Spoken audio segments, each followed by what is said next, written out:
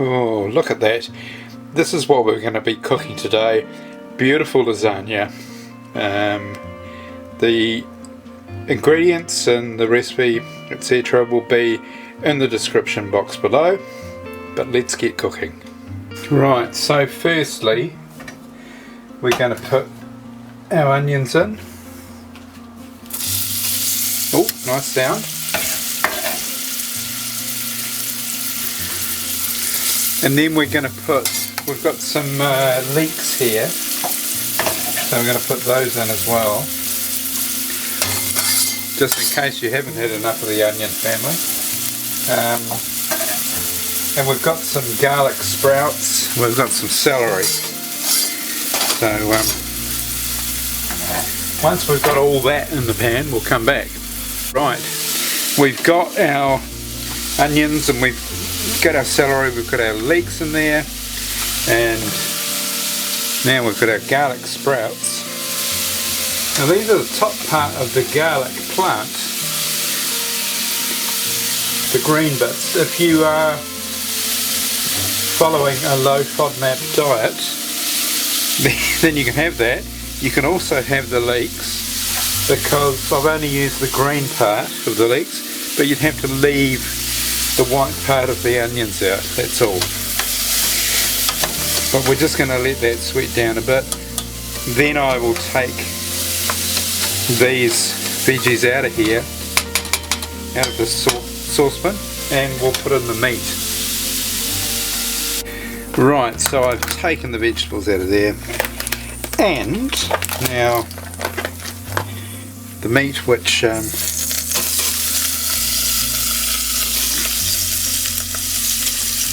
we're putting in. It's a bit loud, you might not be able to hear me actually. This is about 500 grams of ground beef and about 800 grams of noise. So there we are, we've got the beef all browned now, and I'm going to add into here a whole can of chopped tomatoes, a can of tomato puree, and then 2 teaspoons each of oregano and basil, and then those lovely leeks and onions that I cooked earlier on. And we'll come back after I've done that. Now, if I didn't say before, make sure you do take that time to brown the mince. Get it almost like a burnt caramelisation on it, because that will actually bring flavour to the entire sauce.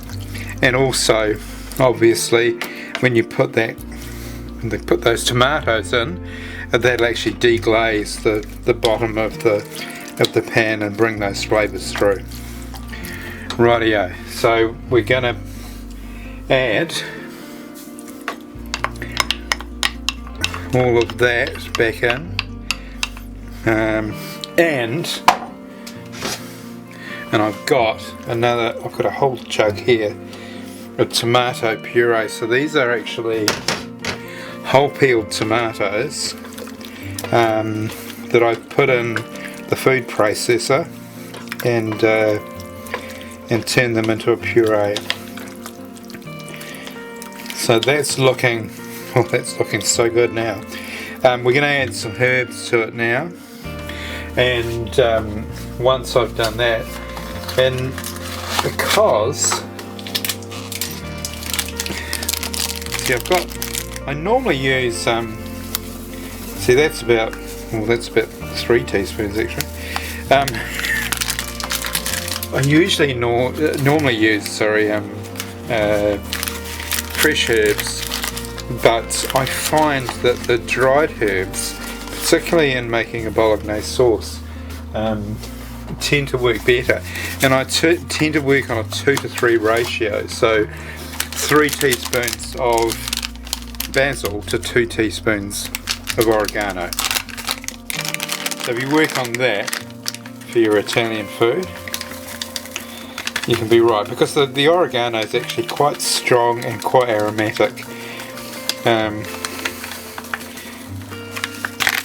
and too much of it can be quite overwhelming. So here we go, we've got those beautiful herbs, and the smell of those herbs is out of this world. Right, now we're going to make the white sauce, or the bechamel sauce, whatever you want to call it. I think it's easier to call it white sauce, because I think that's what people call it ordinarily. And there's the white sauce, and we'll start to assemble now. Right, so now it's time for assembly. So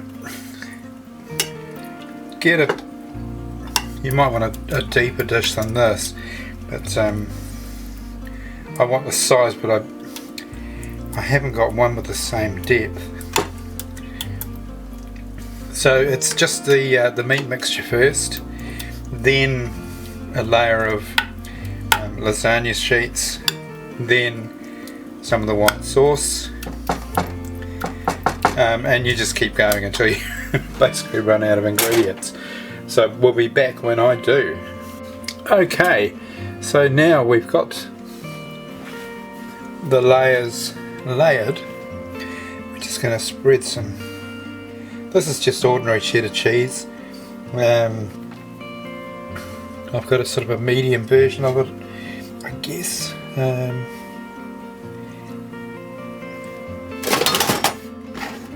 And I'm going to also sprinkle some paprika on the top of this. Gives it a really nice sort of tang. There we go.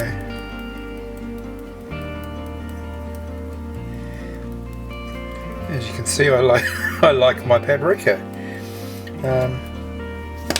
Now into the oven, 180 degrees for 40 minutes, and then we'll meet back here to start drooling. Okay, so that's how the lasagna looks, fresh out of the oven.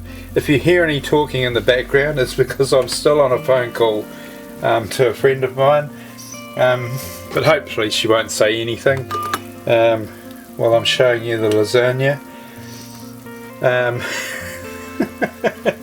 And if she does, it doesn't matter. So let's cut that up and let's have a wee taste.